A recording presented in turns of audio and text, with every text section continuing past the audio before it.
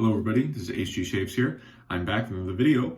Hope this video finds everybody well, and hopefully the weather is warming up a little bit wherever you are. It's actually coming down here because we had unseasonably warm past couple days this week. Actually felt hot inside our place for the first time in, I don't know, 5-6 months.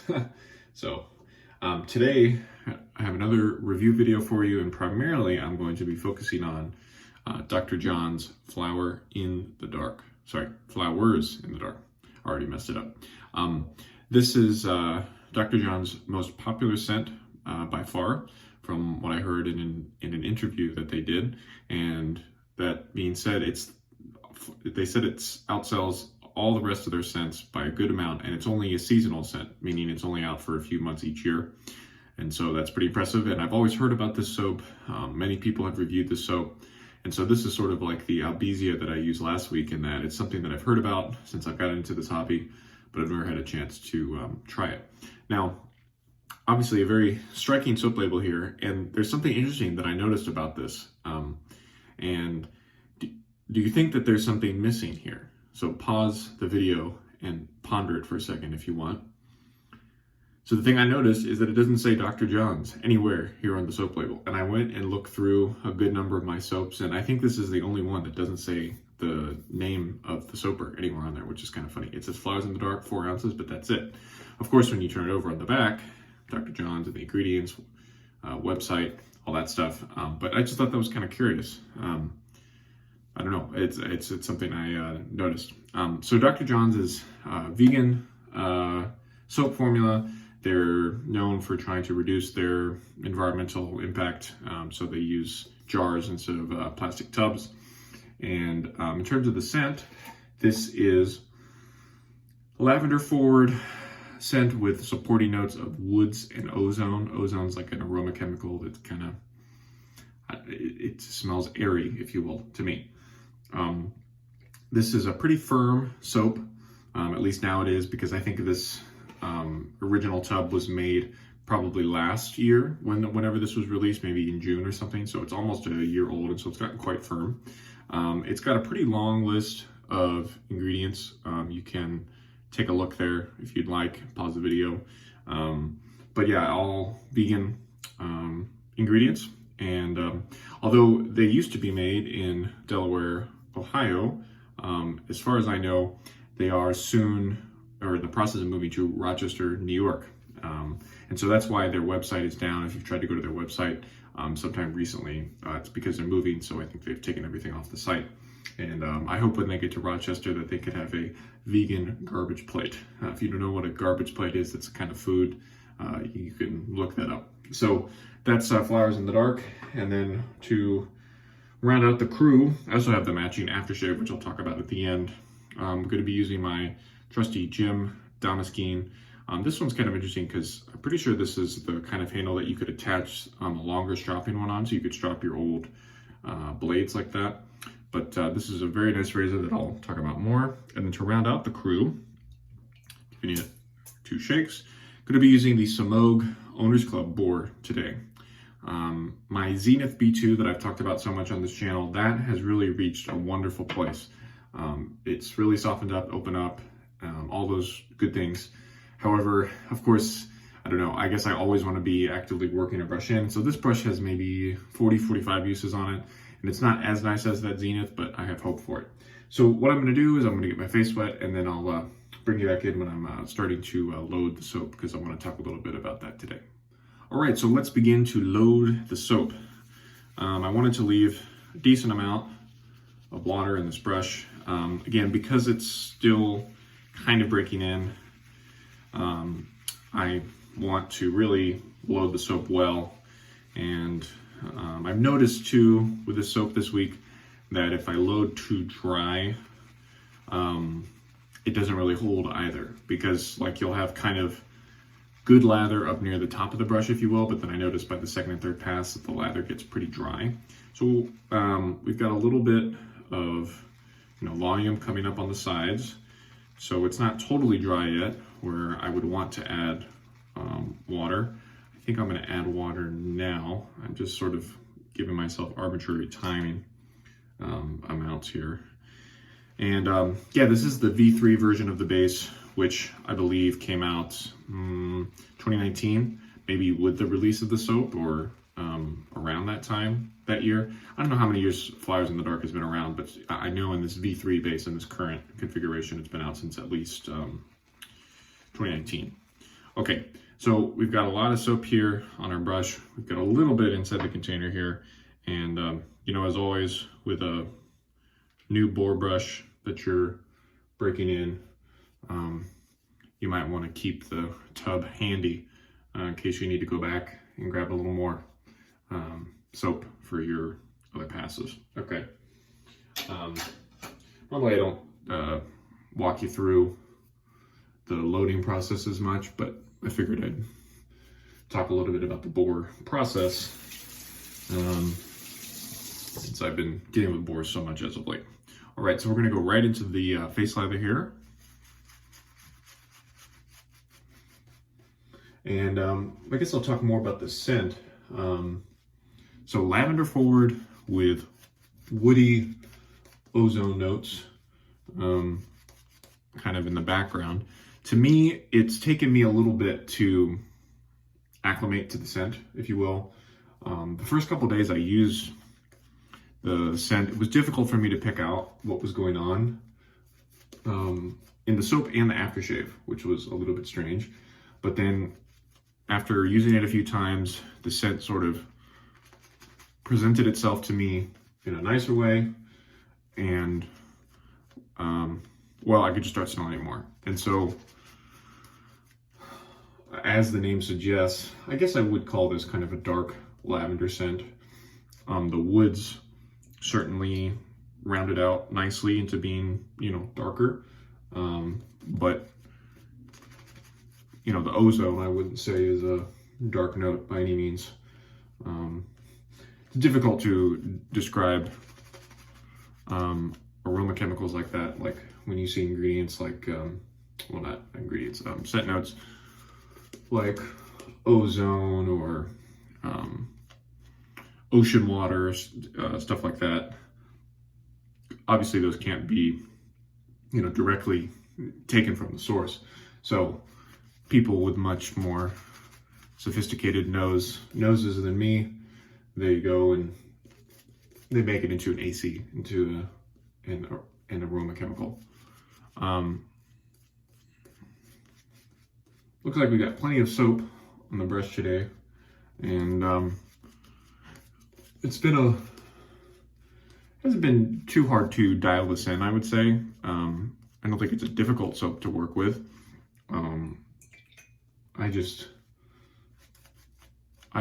There are a couple of vegan bases that I prefer to this one, and unfortunately I've been using mostly tallow bases as of late, and so it's not like I can directly compare this against like a bunch of artisan vegan soaps that I've been using, but I can tell you that for some reason the Archaic Alchemy soap from Mexico that I use, which admittedly their base is kind of just as old as this one, that one has a little bit more of the creamy feel that I prefer a little bit to this. So that's really the only one that I can compare, I think, fairly in terms of other vegan bases. But again, I don't think this is a difficult base to work with or a bad base or anything like that. The people who tried V2 said that V3 was certainly a big step up. So I'm going to keep lathering this in and bring in when I'm ready for my first pass.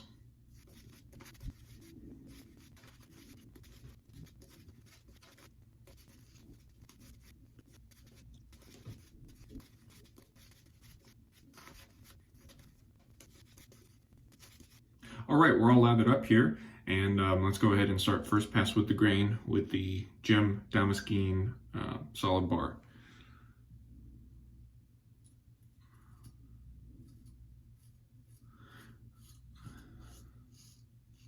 So suppose I'll mention something about the razor. In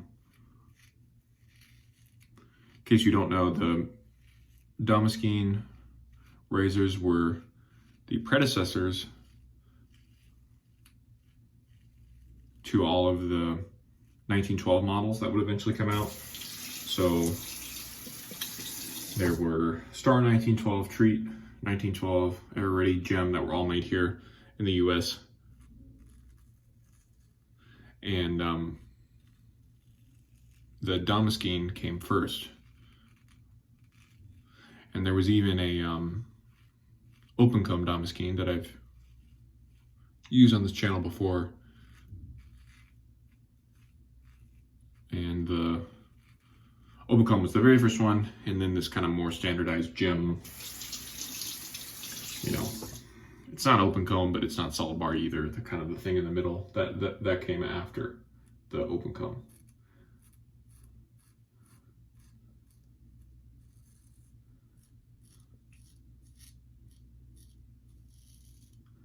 I enjoy using this razor because while it is similar to many of the 1912s, there's certainly more similar than different. Some of these Damaskenes have particularly curved cap. This one is kind of moderately curved. It's not totally flat, but it's not like super curved like some of them are. That being said, there are 1912 models that have curved caps too, but generally speaking, people associate the Damaskenes with curved cap, and so because of that, it just shaves a little bit smoother to me. This is closer to mild, whereas like the Gem Juniors and the other 1912s, I consider them more kind of medium.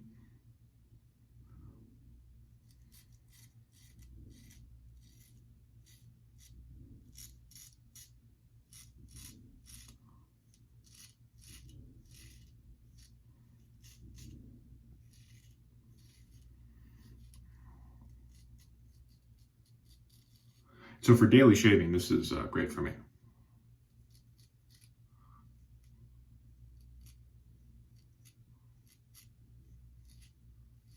It's a touch milder. I would say more than a touch. It's significantly milder than the clog proof that I love so much.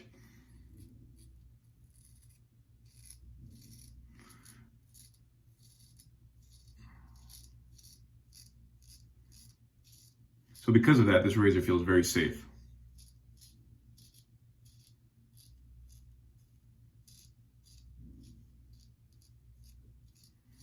Not as efficient as that clog proof, but for me, I think I might prefer this for your daily shaving.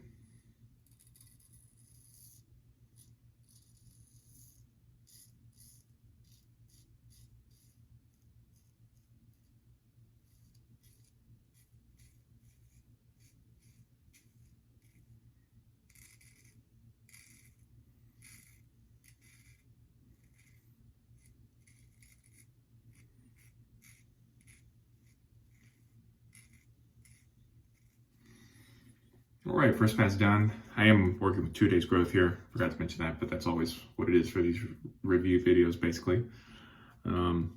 Feels good. So I'm gonna rinse and bring you back in for pass number 2. Pass number 2.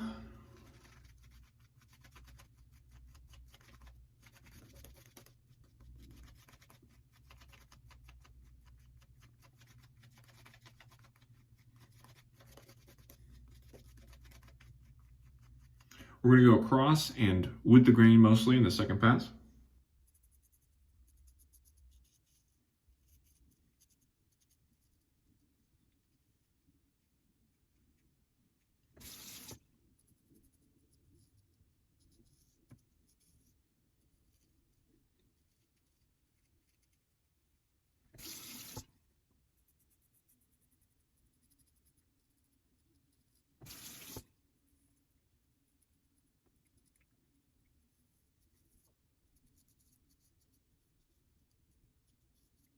Second pass done. Good slickness from the soap. You know, it's thinned out a little bit here, but especially when I was going across there under my chin, kind of impressive. Okay, so I'm gonna rinse, come back for a final pass against the grain. Final pass.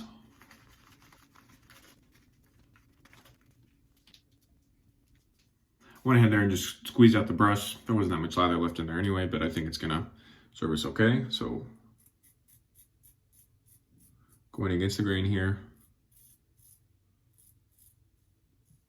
Yeah, the soap is definitely slick. impressive in that sense.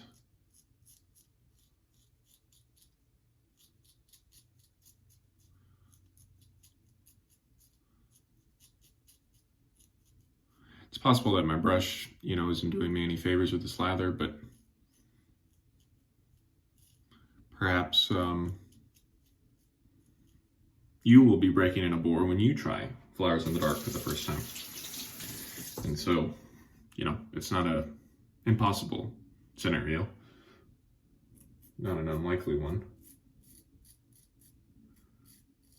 Wanted to mention about the shaving angle with the 1912 Damaskeene, Jim Jr., all those razors. You don't have to ride the cap as much as you do with the Micromatic. And also those later models like the push button G-bar. They all kind of have the same head design. But yeah, that was strange. I'm not sure what happened there.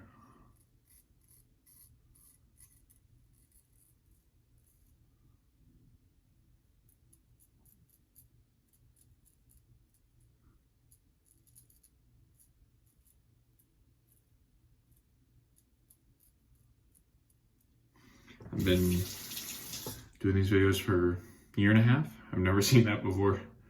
Which way are we gonna go? I guess we'll go up.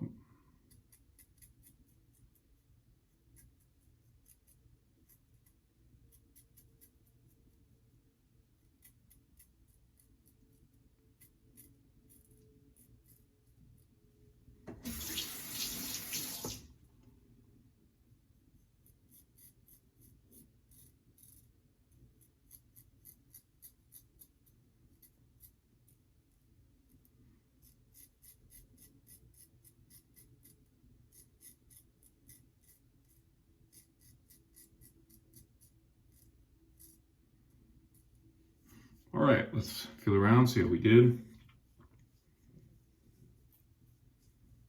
I could use a little touch up down here, which is not surprising.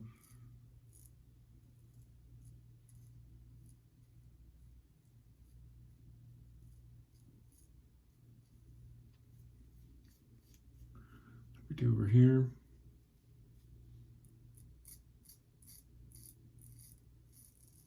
And again, with these razors, I find that actually, with most of them, if you want a more aggressive cutting angle, make it more steep, ride the cap less, if that's what you want.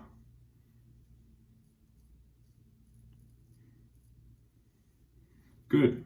Yeah, so it's a really nice close shave. Again, this is a pretty mild razor. I think it's hard to do damage to yourself. Yeah, that's great. So I'm gonna do my final rinse and then I'll come back and talk to you about the matching aftershave.